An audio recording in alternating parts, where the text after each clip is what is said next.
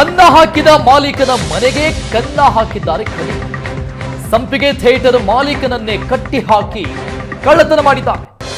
ನೇಪಾಳ ಮೂಲದ ದಂಪತಿ ಗಣೇಶ್, ಗೀತಾ ಈ ಇಬ್ಬರು ಕಳ್ಳತನ ಮಾಡಿದ್ದಾರೆ. ಜಯನಗರದ ನಾಗೇಶ್ ಮನೆಯಲ್ಲಿ ಕೆಲಸಕ್ಕಿದ್ರು ಈ ಇಬ್ಬರು ದಂಪತಿ.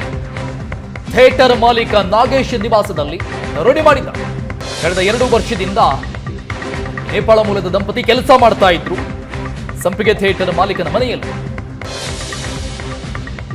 ನಾಗೇಶ್ ಒಂಟಿಯಾಗಿದ್ದಂಥ ಸಂದರ್ಭದಲ್ಲಿ ಕೈಕಾಲು ಕಟ್ಟಿ ದರೋಡೆ ಮಾಡಿದ್ದಾರೆ.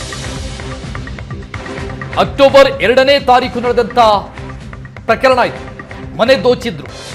1 ಕೆಜಿ ಚಿನ್ನಾಭರಣ, 2 ಲಕ್ಷ ರೂಪಾಯಿ ನಗದು ಹಣ ಹೊತ್ತೊಯ್ದಿತ್ತು.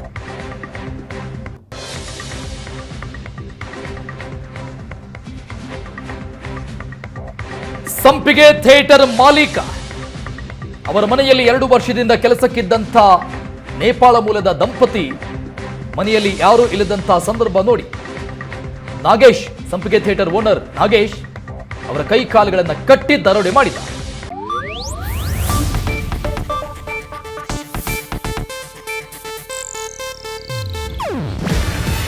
ಇದು ಏಷ್ಯಾನೆಟ್ ನ್ಯೂಸ್ ನೆಟ್ವರ್ಕ್ ಪ್ರಸ್ತುತಿ. ನೀವು ನೋಡ್ತಿದ್ದೀರಾ ಏಷ್ಯಾನೆಟ್ ಸುವರ್ಣ ನ್ಯೂಸ್.